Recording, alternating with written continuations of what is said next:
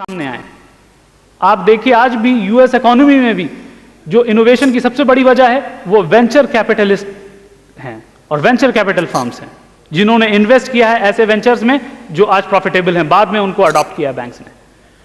تو انوویشن پہ بہت کاری ضرب انٹرسٹ سے پڑتی ہے, لیکن وہی اگر پروفٹ اینڈ لاس شیئرنگ کی بنیاد پہ اگر کوئی کانٹریکٹ ہوگا تو وہاں انوویشن وجود میں آئے گا. ٹھیک ہے, آپ کا بھی رسک ہے, مثال کے طور پہ مزاربہ کی شکل میں ایک ذہین انٹرپرینر ہے, اس کے پاس ایک زبردست آئیڈیا ہے, وہ ایک آدمی کے پاس پہنچتا ہے, آدمی اس آئیڈیا سے امپریسڈ ہے, پیسہ لگانے کو تیار ہے, یا مشارکہ کی شکل ہے کہ تھوڑا سا یہ انسان پیسہ لگا رہا ہے یا اور باقی اگلا لگا رہا ہے, تو اس کے پاس ایک فریڈم آف تھاٹ ہے کہ ہاں ہمارے پاس ایک جو ہے وہ دائرہ ہے, اس میں ہم کام کر سکتے ہیں, ہمیں نئی چیزیں وجود میں لانی ہے, نئی چیزیں دنیا کو دینی ہے.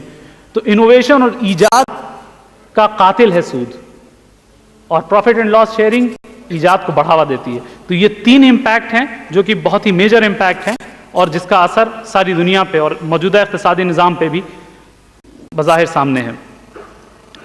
اختصار کے ساتھ جو ہے وہ اسلامک بینکنگ پہ ہم نے جو ہے بہت ہی چند وقت کے قلت کو دیکھتے ہوئے چیزوں پہ بحث نہیں کی تفصیل کے ساتھ کہ کیسے ورک کرتی ہے, لیکن ایک چھوٹی سی سلائیڈ یہ ہے, انشاءاللہ اس کے بعد میں اپنی بات کو مکمل کروں گا.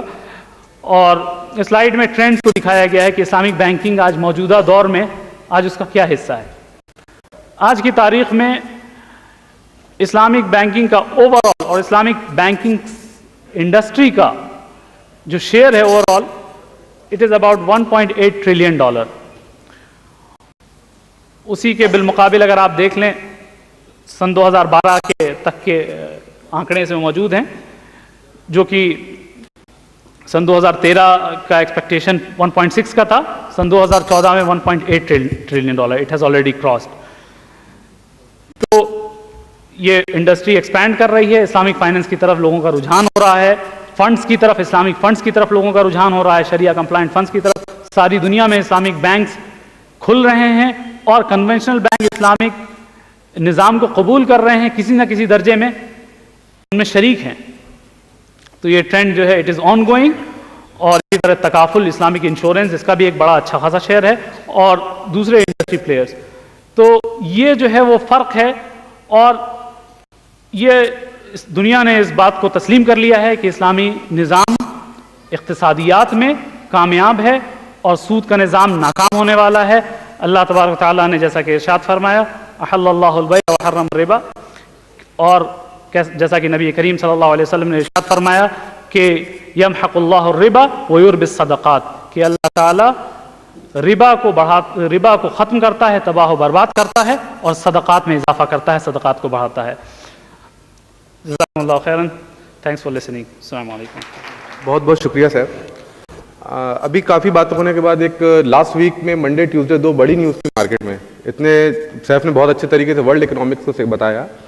لاسٹ منڈے مارکیٹ میں پچھلے 5 سال کا سب سے بڑا کریش ہوا تھا, جس کا ایک بہت بڑا ریزن گریس کا ڈیفالٹ ہونا تھا. جس طریقے سے ابھی انہوں نے بتایا کہ لون اس طریقے سے ہوا ہے, گریس کا ڈیفالٹ ہونا مطلب گریس کو جو ورلڈ بینک اور اس طرح کے اداروں نے جو لون دیے تھے, گریس وہ لون چکانے میں اسمرتھ ہے. تو اب اگر ایک دیش ڈیفالٹ ہوتا ہے, اٹ مینس وہاں رہنے والے ہر لوگ جو بھی ہیں وہ ڈیفالٹر ہو جاتے ہیں. اور ایک دوسری نیوز آئی تھی سوسائڈ. ماشاءاللہ مولانا مدنی صاحب نے بھی اس کا دیا ایگزامپل کہ سوسائڈ ہو رہے ہیں. اور ٹیوزڈے بھی 3 کسانوں نے سوسائڈ کیا تھا, اس کا نیوز تھا مارکیٹ میں. ایک 35,000 65,000 تینوں سوسائڈ جو تھے 1 لاکھ کے نیچے کے لون تھے ان کے اوپر. اگر میں اسے اپنی نظر سے دیکھتا ہوں تو it's not a suicide, it's a murder by this current economic system. آج ہر جگہ وہ کسان جسے اپنے کھیت میں جتائی کرنے سے لے کے بازار میں جانے تک ہر جگہ سودی کاروبار, سودی کمپنیاں اس طریقے سے اس کے ریٹ کو بڑھاتی ہیں. جب وہ کسان اپنی فصل کو لے کے مارکیٹ میں پہنچتا ہے تو اس کو اس کی لاگت سے اتنا کم پیسہ ملتا ہے کہ اس کے پاس اس چیز کے سوسائڈ کے کرنے کے علاوہ کچھ آپشن نہیں دکھتا. وہ دیکھتا ہے کہ آنے والے سال بھی مجھے اسی پروسیس سے گزرنا ہے, اسی طریقے کے حالات مجھے پیش کرنے جھیلنا ہے, جس وجہ سے وہ آگے اس کو راستہ سمجھ میں نہیں آتا اور اس طریقے کے اسٹیپس لیتے ہیں. زیادہ وقت نہ لیتے ہوئے میں گزارش کروں گا مفتی خالد سیف اللہ رحمانی صاحب, جو کسی انٹروڈکشن کی ضرورت نہیں ہے, ان کو ماشاءاللہ نام ہی کافی ہے, آپ کو کچھ اور اس موضوع پر, اکنامکس کے موضوع پر چند روشنی ڈالیں گے. حضرات, ایک گزارش یہ ہے کہ چونکہ کافی رات ہو چکی ہے، مجھے بہت مختصر گفتگو کرنی ہے، لیکن ایک درخواست یہ ہے کہ جن حضرات کو زحمت نہ ہو اور وہ پیچھے بیٹھے ہوئے ہیں وہ ذرا آگے کی کرسیوں کو پر کر لیں۔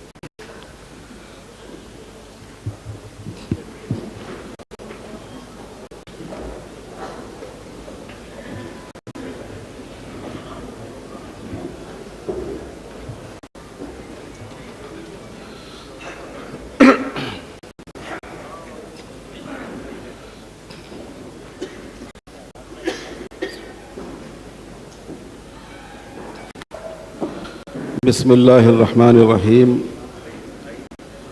الحمد للہ رب العالمین، والصلاة والسلام علی سید الانبیاء والمرسلین وعلی آلہ وصحبہ اجمعین ومن تبعہم بإحسان الی یوم الدین۔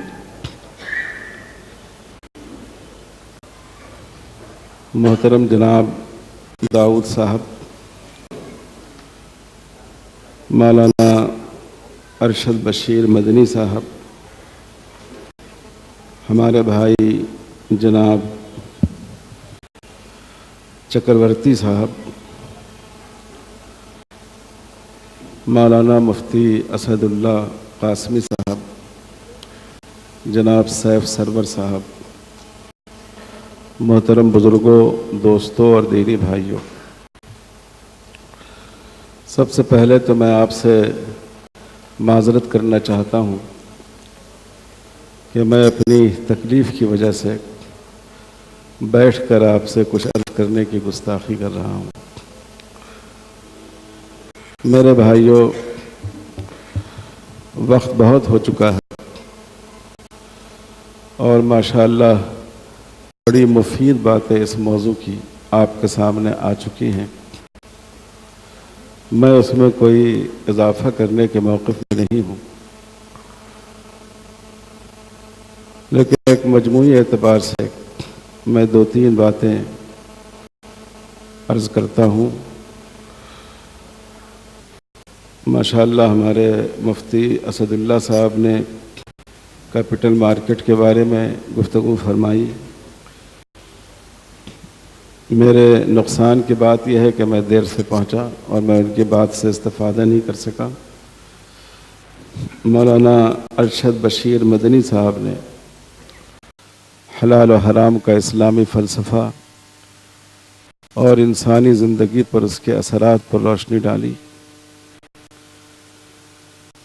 اور ہمارے چودھری صاحب نے، یہ چکرورتی صاحب نے جو تقریر کی، واقعی اس نے میری معلومات میں بہت اضافہ کیا۔ مجھے خود اس سے بہت نفع ہوا، خاص کر حلال و حرام کی شناخت کے سلسلے میں جدید ٹیکنالوجی کو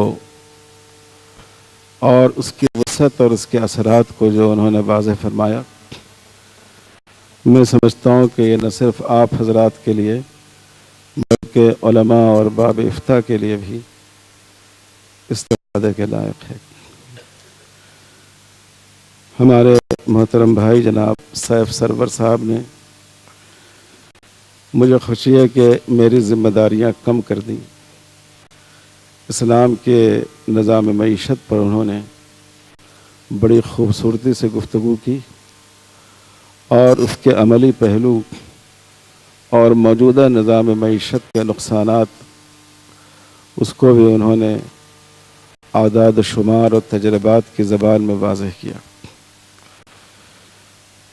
یہ آج کی یہ مجلس جو ہمارے اس ادارے Indian Muslim chamber of commerce and industry کی طرف سے منعقد ہوئی ہے، واقعی ایک بہترین فکری سیمینار ہے۔ ایسے پروگرام بار بار ہونا چاہیے، بلکہ اس کے ہر پہلو پر جو آج بیان ہوا مستقل ایک سیمینار ہو تو انشاءاللہ اس سے بڑا فائدہ ہوگا۔ میں اصولی طور پر تین چار باتیں آپ سے عرض کرنا چاہوں گا۔ اسلامی نظام معیشت اور موجودہ دور میں اس کی تطبیق کے بارے میں مجھ سے پہلے خطاب کرنے والے دوست نے بہت اچھی طرح اس کی وضاحت کر دی ہے، لیکن کچھ بنیادی باتیں ہیں۔ پہلی بات تو یہ ہے کہ اسلام کی نظر میں دنیا کے دوسرے مذاہب کے برخلاف مال و دولت کو اور مال و دولت کے حصول کو اچھی نظر سے دیکھا گیا ہے۔ قرآن مجید میں مال کو اللہ کے فضل سے تعبیر کیا گیا ہے۔ فَإِذَا قُضِيَتِ الصَّلَاةُ فَانتَشِرُوا فِي الْأَرْضِ وَابْتَغُوا مِنْ فَضْلِ اللَّهِ، اور کہیں خیر کے لفظ سے تعبیر کیا گیا ہے جس کے معنی بہتر کے ہوتے ہیں۔ دنیا کے بہت سے مذاہب وہ ہیں جس میں دولت حاصل کرنے کو اللہ کی قربت اور نزدیکی میں رکاوٹ سمجھا جاتا تھا۔ آج بھی عیسائی دنیا میں جو ان کے مذہبی پیشوا ہوتے ہیں، ان کو کمانے اور ذریعہ معاش اختیار کرنا ان کے لیے پسند نہیں کیا جاتا۔ ہمارے ہندو بھائیوں کے یہاں بھی جو ان کے بڑے بزرگ اور مذہبی پیشوا ہوتے ہیں، وہ بزنس اور تجارت ایسی چیزوں سے دور رہتے ہیں اور اس کو دنیا داری سمجھا جاتا ہے۔ ہمارے بودھ بھائیوں کے ہاں تو جو ان کے بھکشو ہیں، ان کو دکشنا پر زندگی گزارنا ہی ان کا اصول ہے کہ وہ لوگوں کے نذرانوں پر اپنی زندگی گزاریں۔ لیکن پیغمبر اسلام جناب محمد رسول اللہ صلی اللہ علیہ وسلم نے خود تجارت فرمائی۔ نبوت سے پہلے آپ نے تجارت فرمائی، لوگوں کا مال لے کر ان کو نفع بھی پہنچایا، اور جب نبی بنائے جانے کے بعد آپ کے پاس اتنا وقت نہیں تھا تو آپ نے اپنا مال بالواسطہ انویسٹ کیا۔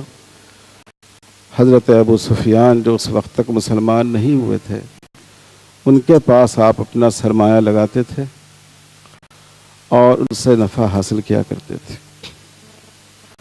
رسول اللہ صلی اللہ علیہ وسلم نے جیسے مدینے میں مسجد نبوی کی بنیاد رکھی، جیسے صفہ کی دینی تعلیم کے لیے بنیاد رکھی، ویسے ہی مدینہ مارکیٹ سوق المدینہ کی بھی بنیاد رکھی اور مسلمانوں کو ترغیب دی کہ وہ اس مارکیٹ میں اپنا مال لائیں اور یہاں سے وہ خرید و فروخت کریں۔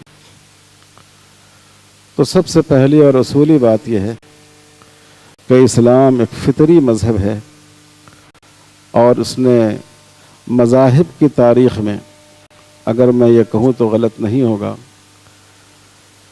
کہ وہ شاید پہلا مذہب ہے کہ جس نے مال کے حاصل کرنے کو، دولت مند ہونے کو اس نے بری نظر سے نہیں دیکھا، بلکہ اس نے اس کو بہتر نظر سے دیکھا۔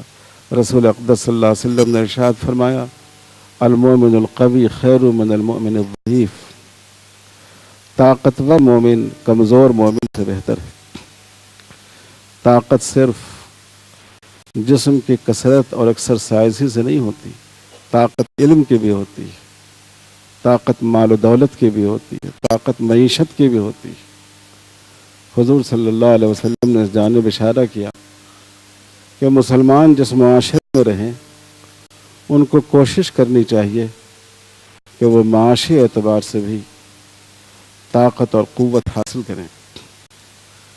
اگر قرآن مجید میں ایک موقع پر زکوٰۃ کے مستحقین کا ذکر ہے کہ کون لوگ زکوٰۃ لے سکتے ہیں، تو 40 مواقع پر زکوٰۃ اور صدقات کے دینے کا ذکر ہے۔ یعنی اس میں اس بات کی طرف ایک لطیف اشارہ ہے کہ اگر مسلمانوں میں ایک شخص زکوٰۃ لینے کے لائق ہو تو 40 اشخاص ایسے ہونے چاہیے جو زکوٰۃ دینے کے لائق ہو۔ تو اسلام ایک ایسا مذہب ہے جو بنیادی طور پر مال کو، دولت کو اہمیت دیتا ہے اور معاشی ترقی کو پسند کرتا ہے، اور ایسے اصول اس نے دیے ہیں کہ جو سماج کو معاشی ترقی کی طرف اور خود کفالتی کی طرف لے جائے۔ میرے بھائیوں اور بزرگوں، دوسری بات جو مجھے عرض کرنی ہے، اور یہاں بہت سارے علماء بھی موجود ہیں، ان سے بھی عرض کرنی ہے۔ آیت بار بار پڑھی گئی، وَأَحَلَّ اللَّهُ الْبَيْعَ وَحَرَّمَ الرِّبَا، اللہ نے تجارت کو حلال کیا ہے اور ربا کو حرام کیا ہے۔ بظاہر آیت کی ترتیب یہ ہونی چاہیے تھی کہ پہلے ربا کا ذکر کیا جاتا، کیونکہ زمانے جاہلیت میں، کیونکہ اس آیت کا اصل مقصد تجارت کو، بزنس کو حلال کرنا نہیں ہے، بلکہ سود کو حرام قرار دینا ہے۔ لیکن اسلام سے پہلے لوگوں کی سوچ وہی تھی جو آج کی سوچ ہے۔ آج جو ہمارا بینکنگ قانون ہے وہ بزنس کی اجازت نہیں دیتا ہے، سود پر لینے اور سود پر دینے کی اجازت دیتا ہے۔ اسی لیے قرآن نے کہا کہ وہ کہا کرتے تھے انما البیع مثل الربا، تجارت بھی سود ہی کی طرح ہے۔ قاعدہ یہ ہے کہ جس چیز سے تشبیہ دی جاتی ہے وہ چیز زیادہ اہم اور معیاری ہوتی ہے۔ جیسے اگر آپ کسی شخص کے بارے میں کہیں کہ زید شیر کی طرح ہے، تو اس کا مطلب یہ ہے کہ طاقت کے لیے شیر معیار ہے، زید اس معیار کے قریب ہے۔ تو وہ یہ نہیں کہتے تھے کہ سود تجارت کی طرح ہے، وہ کہتے تھے کہ تجارت بھی سود کی طرح ہے، یعنی نفع حاصل کرنے کا جو معیاری اور آئیڈیل طریقہ ہے وہ انٹرسٹ کا طریقہ ہے، اور ہم تجارت کو اس لیے درست سمجھتے ہیں کہ اس